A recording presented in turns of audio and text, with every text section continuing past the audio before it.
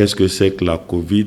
La Covid est une maladie infectieuse qui atteint principalement les voies respiratoires et qui est très très contagieuse et potentiellement mortelle.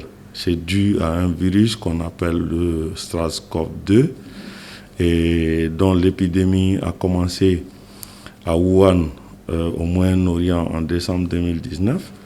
Mais particulièrement les premiers cas au Mali ont été détectés le 25 mars 2020.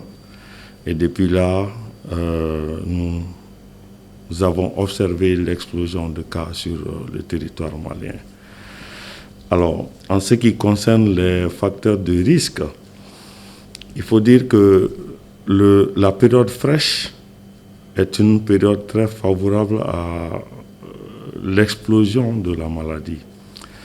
Il est important de souligner que le non-respect de certaines mesures sont aussi en faveur de la propagation de la maladie. L'absence de prise en charge en est aussi un des facteurs. Il est important que les gens respectent un certain nombre de mesures qui ont été édictées par les autorités sanitaires. À titre de rappel, il s'agit de l'utilisation du masque, donc le port de masque. Il s'agit du lavage des mains au savon. Et régulier, il faut procéder à un lavage régulier des mains. Il s'agit de la distanciation sociale. Il s'agit aussi de l'utilisation du gel. Quand on tousse ou quand on éternue, il faut le faire au niveau du pli du coude pour éviter à ce que les germes ne se propagent. Et aussi, un des aspects importants, c'est que quand on est en endroit clos, il faut aérer, il faut ventiler, il faut permettre à ce que l'air circule là où on est. Puisque le germe, il peut être éjecté par des pustules, des postillons que nous éjectons lorsque nous respirons ou lorsque nous parlons. En milieu fermé, ça peut être en tout cas un risque potentiel de propagation de la maladie. En ce qui concerne les moyens de traitement, ils sont à notre disposition depuis que l'épidémie a commencé, depuis que la pandémie a commencé. Il a été observé à l'analyse des premières tendances que la majorité des cas sont asymptomatiques ou polysymptomatiques. Cela n'enlève en rien à l'observation des cas graves. Mais la majorité étant dans cette vague a permis aux comités scientifiques, aux autorités, en tout cas d'entreprendre avec la prise en charge à domicile. Donc depuis décembre 2020, nous avons commencé la prise en charge à domicile des cas et avec un suivi régulier. Et les molécules sont à la disposition des différentes structures de santé au niveau des différents foyers. Et les cas graves qui nécessitent l'hospitalisation sont pris en charge par nos structures hospitalières. Et il y en a qui nécessitent bien évidemment une prise en charge spécialisée. Donc, ils nécessitent séjour en réa et ils bénéficient d'une assistance à ce niveau. Quelle est la situation aujourd'hui? Aujourd'hui, dans les 3 dernières semaines, nous avons une moyenne de 548 cas par semaine et une moyenne de 12 cas depuis les 3 derniers mois. Donc nous sommes aujourd'hui en face d'un nouveau pic qui, semble-t-il, est le 4e. Et aujourd'hui aussi, il est important de dire qu'on a des différents variants qui circulent. Le séquençage est en tout cas le ventre mou de la lutte au niveau du Mali, mais nous avons connaissance que le variant Delta et le variant Omicron sont dans la nature et circulent et peuvent bel et bien être aussi au Mali.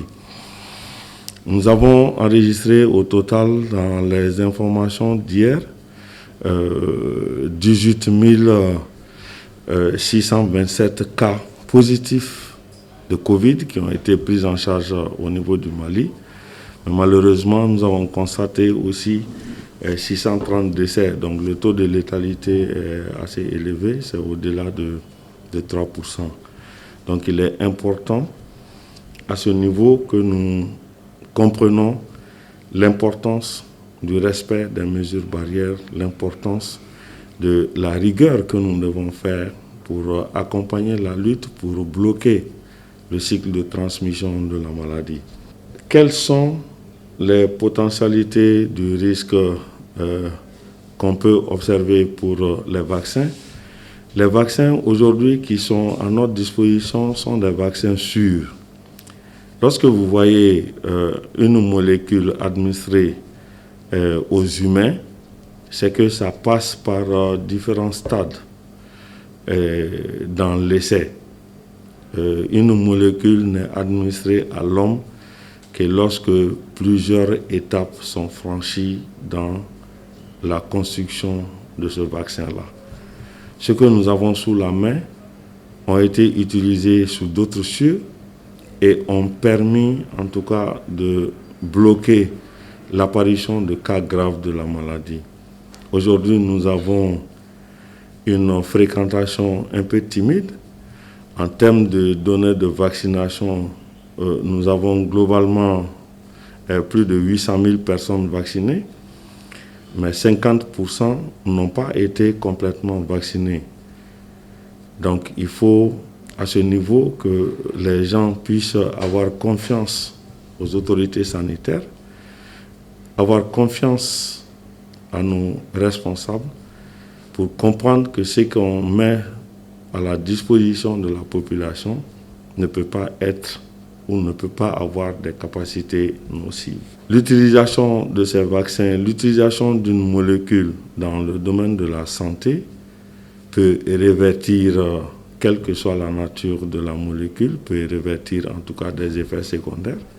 Quand on prend déjà le PEP de routine qui a un bon recul au Mali, les femmes savent lorsque l'enfant, le jour où l'enfant reçoit ses antigènes, au niveau du deltoïde ou au niveau de la cuisse, ce jour, l'enfant, la maman ne travaillera pas.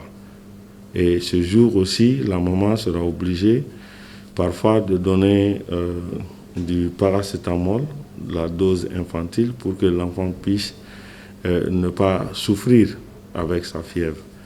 Ça, c'est des molécules que nous utilisons depuis belle lurette et qui ont permis à réduire drastiquement l'apparition de cas de rougeole, l'apparition de cas de fièvre jaune, l'apparition du cas de méningite et bien d'autres maladies qui sont sous contrôle avec l'effet de la vaccination que nous avons sous la main.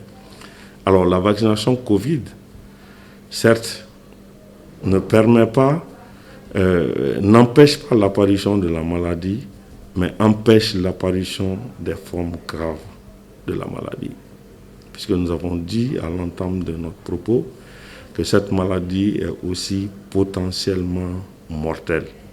Si nous avons des moyens à notre disposition qui puissent nous permettre d'assurer la prise en charge correcte, qui puissent nous permettre à ce que la maladie ne soit pas sous la forme grave, je pense qu'il est de notre devoir de communiquer là-dessus afin que la population puisse comprendre quels conseils nous avons pour les gens.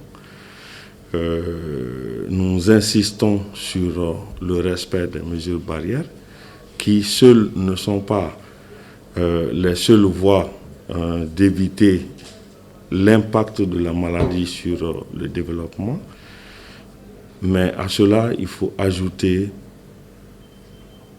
l'acceptabilité de la vaccination qui accompagne toutes les dispositions prises. Nous remercions en tout cas nos autorités pour tout l'accompagnement. Nous travaillons sous le lead de Madame le ministre de la Santé et de l'Hygiène publique. Nous avons un mécanisme de coordination multifonctionnel qui permet en tout cas à chaque acteur de jouer, d'agir à son niveau et de réduire le poids de la maladie sur le développement de notre population.